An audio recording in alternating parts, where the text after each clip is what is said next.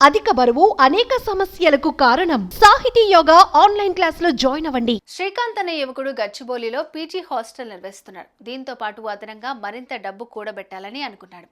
అందుకోసం బెట్టింగ్ ను వేదికగా చేసుకున్నాడు. ఇందులో భాగంగానే పలు దఫాలుగా క్రికెట్ బెట్టింగ్ లో పాల్గొని 1,00,000 కాదు 2,00,000 కాదు దాదాపు 5 కోట్ల వరకు నష్టపోయాడు.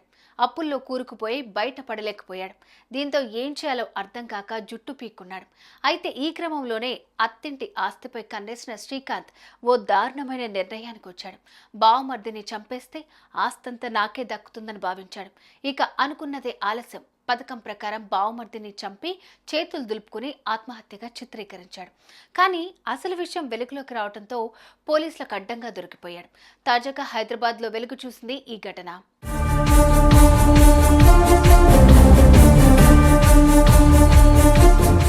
ఏపీలోని కావలికి చెందిన శ్రీకాంత్ అనే యువకుడు గత కొన్నాళ్ల నుంచి గచ్చిబౌలిలో పీజీ హాస్టల్ నిర్వహిస్తున్నాడు. ఇదే కాకుండా క్రికెట్ బెట్టింగ్ లో కూడా పాల్గొనేవాడు. అలా బెట్టింగ్ పెట్టిన శ్రీకాంత్ దాదాపు 5 కోట్ల వరకు నష్టపోయాడు.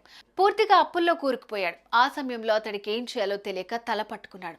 బంధువులను స్నేహితులను అడిగాడు. కానీ ఎక్కడా కూడా డబ్బు దొరకలేదు. ఇదే సమయంలో ఇతగాడు అత్తింటి ఆస్తిపై కన్నేశాడు. ఎలా రాబట్టుకోవాలి అనే ఆలోచనలు చేశాడు. అప్పుడే ఈ దుర్మార్గుడికి దారుణమైన ఆలోచన వచ్చింది. అదే తన బావమర్దిని హత్య చేయటం. ఇలా చేస్తే తప్ప నాకు ఆస్తి దక్కదని అనుకున్నాడు.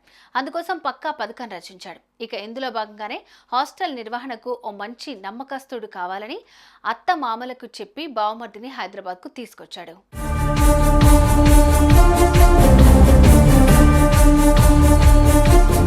ఈ క్రమంలోనే బావమర్ది చెడు వ్యసనాలకు అలవాటు పడ్డాడు అంటూ ఆరోపణలు చేస్తూ అత్తమామలను నమ్మించే ప్రయత్నం చేశాడు.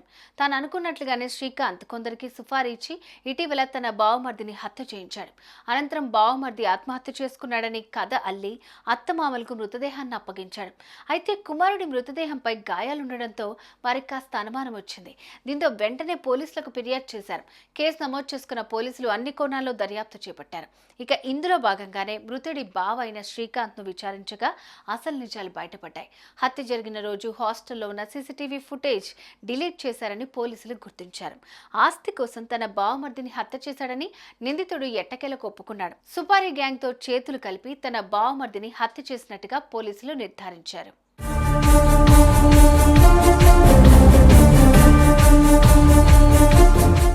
ఇది ఈ దుర్మార్గుడి దారుణం. బావమర్ది మేలు కోరాల్సిన బావ శ్రీకాంత్ ఆస్తి కోరుకున్నాడు. అత్తింటి ఆస్తిపై కన్నేసి అతన్ని అతి కిరాతకంగా హత్య చేయించాడు. ఈ నిందితుడిని కఠినంగా శిక్షించాలని మృతుడి తల్లిదండ్రులు, కుటుంబ సభ్యులు డిమాండ్ చేస్తున్నారు. ఇదే ఘటన ఇప్పుడు స్థానికంగా తీవ్ర కలకలంగా మారుతోంది.